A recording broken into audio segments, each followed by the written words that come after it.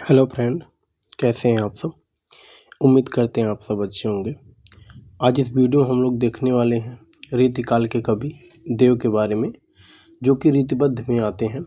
इसके पहले के वीडियो में हम लोग चिंतामणि, केशव, रसलीन और भूषण को देख चुके हैं। ये वीडियो देव पर होने वाली है और काफ़ी इम्पोर्टेंट वीडियो है।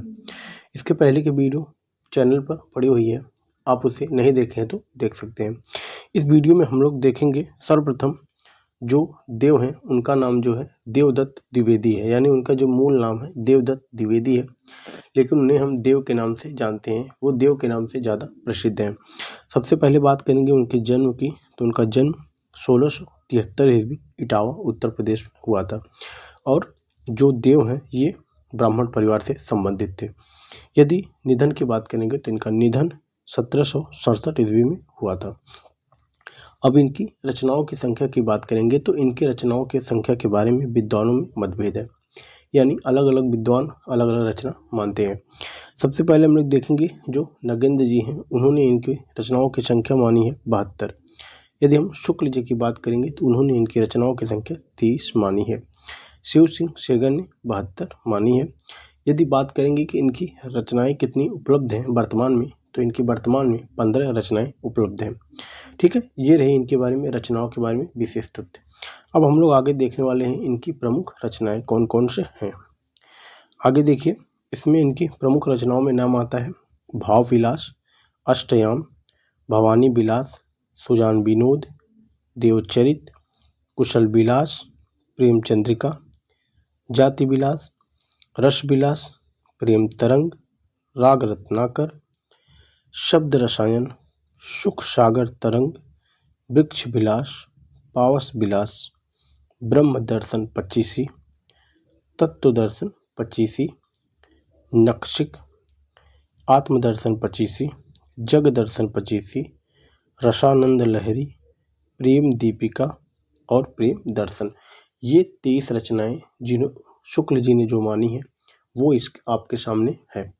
अब हम लोग आगे देखेंगे इनके बारे में विशेष तथ्य, यानी ये जो रचनाएं हैं इनमें कौन कौन सी रचनाएं और उस रचनाओं में क्या है इसके बारे में देखेंगे। यहाँ से प्रश्न बनते हैं। सबसे पहली रचना है भाव विलास। इनके बारे में यह तथ्य है कि जो यह देव की प्रथम रचना है, यानी जो भाव विलास है वह देव की प्रथम रचना है। अगला पॉइंट इसमें है इसकी रचना मात्र 16 वर्ष की उम्र में की थी, यानी देव जब मात्र 16 वर्ष की उम्र थे तब उन्होंने इसकी रचना की थी। श्रृंगार रस, नायिका भेद एवं अलंकारों की इसमें विवेचना है।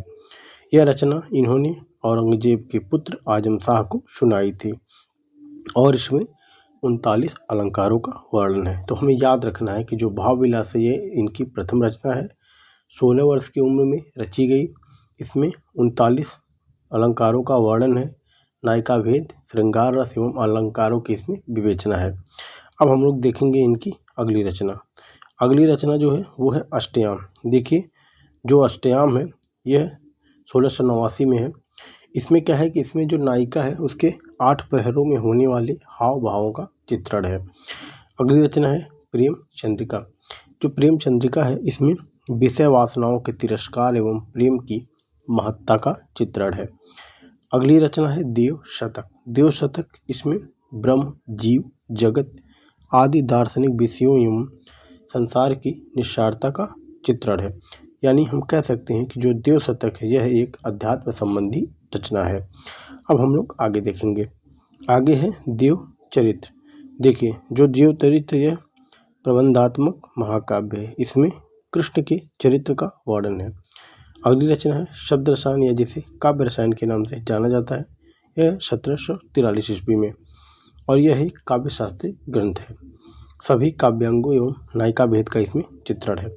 आधार ग्रंथ की बात करेंगे, यानी किस ग्रंथ को आधार मानकर इसे रचा गया है, तो काव्य प्रकाश जो कि मम्मट का है, साहित्य दर्पण जो कि आचार्य विश्वनाथ जी का है, और रस तरंगिणी, रसमंजरी जो कि भानुदत्त का है।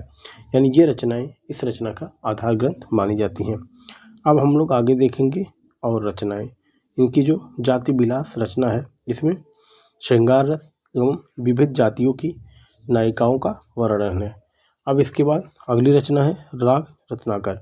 देखिए जो राग रत्नाकर है वह संगीत विषयक रचना है।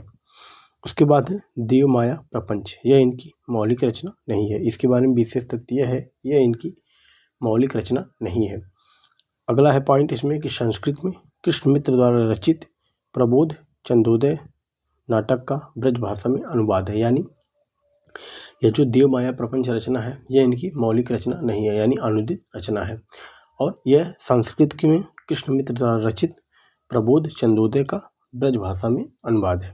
ठीक है, ये रही इनकी रचनाओं के बारे में विशेष तथ्य। अब हम लोग आगे देखने वाले हैं। आगे देखेंगे देव के बारे में विशेष तथ्य, यानी जो देव हैं उन्होंने क्या विशेष तथ्य दिए हैं। सबसे पहला पॉइंट इसमें है कि देव ने छल नामक 34वें संचारी भाव की कल्पना की है। यानी देव ने 34वें संचारी भाव की कल्पना की है जो कि छल नामक है। अगला पॉइंट इसमें है कि रीतिकाल में सबसे ज़्यादा विचार देव ने दिए हैं। यानी हम कह सकते हैं कि जो देव हैं उन्होंने रीतिकाल में सबसे ज़्यादा विचार बातें दी हैं। अगला पॉइंट इससे देव ने रहेगा, यानी देव ने अभिधा में रचित काव्य को उत्तम माना है। इसके बारे में एक प्रसिद्ध पंक्ति भी इनकी काफ़ी प्रसिद्ध है कि अभिधा उत्तम काव्य है, मध्य लक्षणाहीन, अधम व्यंजना रस बिरस, उल्टी कहत प्रवीण। अगला पॉइंट इसमें है कि रीतिकालीन रचनाकारों में सर्वाधिक रचनाएं देव ने लिखी हैं। यानी जो देव हैं उन्होंने सर्वाधिक रचना रची है। अब हम लोग आगे देखेंगे। अगला पॉइंट इसमें है कि भारतेंदु हरिश्चंद्र ने इन्हें हित हरिवंश के संप्रदाय का अनुयायी माना है। यानी देखिए जो हित हरिवंश है उनका संप्रदाय कौन सा है, राधा वल्लभ संप्रदाय है। इसके बारे में हम लोग वीडियो डिटेल से देख चुके हैं जो कि भक्ति काल के प्लेलिस्ट में आपको मिल जाएंगी। यदि आप इसके पहले की वीडियो नहीं देखे हैं तो आप आदिकाल भक्ति काल की पूरी वीडियो चैनल के प्लेलिस्ट में अलग अलग पड़ी हुई है, आप उसे देख सकते हैं। और भी अन्य वीडियो चैनल पे पड़ी हुई है, आप उसे देख सकते हैं। अगला इसमें है कि देव स्वभाव से अक्खड़ थे, इसीलिए इन्हें अनेक व्यक्तियों का आश्रय लेना पड़ा। यानी जो देव है वह स्वभाव से अक्खड़ थे, इसीलिए उन्हें अनेक व्यक्तियों या राजाओं का आश्रय लेना पड़ा था। देव ने एक बात और कही थी कि देव ने सभी रसों का आधार श्रृंगार रस को माना था। उसने कहा था कि भूलि कहत नवरस कवि सकल मूल श्रृंगार। यानी उन्होंने कहा कि जो सभी रस हैं उनका आधार क्या है, श्रृंगार रस है। ठीक है, अब आगे हम लोग देखेंगे देव के बारे में आलोचकों के कथन, यानी देव के बारे में आलोचकों ने क्या क्या कहा है। तो यहाँ हम लोग 3 महत्वपूर्ण कथन देखेंगे। पहला कथन है कि देव कवि एवं आचार्य दोनों रूपों में सामने आते हैं। यह कथन है हमारे आचार्य रामचंद्र शुक्ल जी का। अगला कथन इसमें है कि रीतिकालीन कवि होते हुए भी देव रीतिकाल के एकमात्र ऐसे कवि हैं जिन्होंने दरबारी संस्कृति का विरोध किया है। यानी इनका कहना ये है कि जो रीतिकालीन कवि होते हुए भी देव रीतिकाल के एकमात्र ऐसे कवि हैं जिन्होंने दरबारी संस्कृति का विरोध किया है। यह कथन है आचार्य विश्वनाथ प्रसाद का। तीसरा कथन है कि आचार्य के रूप में देव को कोई विशेष स्थान नहीं दिया जा सकता। ये कथन है रामचंद्र शुक्ल जी का। यानी शुक्ल जी, आचार्य शुक्ल जी जो देव हैं इन्हें आचार्य के रूप में विशेष स्थान नहीं देते हैं। अब हम लोग आगे देखेंगे इनकी चर्चित पंक्तियाँ। देखिए जो इनकी चर्चित पंक्तियाँ हैं यहाँ से प्रश्न बने हैं और कई बार परीक्षाओं में पूछा गया है। तो इनकी पहली चर्चित पंक्ति है कि भूलि कहत नवरस कवि सकल मूल श्रृंगार। यानी ये जो कहते हैं कि जो श्रृंगार जो रस है वह सभी रसों का आधार है।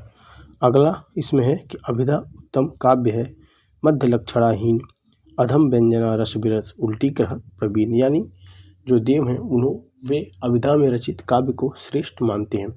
ये रही देव के बारे में विशेष जानकारी। हम लोग इस वीडियो में देव के बारे में जो भी जानकारी थी परीक्षा की दृष्टि से इम्पोर्टेंट हमने देख लिया है। अब आगे हम लोग जो और अन्य कवि बचेंगे उनके बारे में अगली वीडियो में देखने वाले हैं। तो वीडियो लास्ट तक देखने के लिए बहुत बहुत धन्यवाद। मिलते हैं किसी नेक्स्ट वीडियो में। धन्यवाद।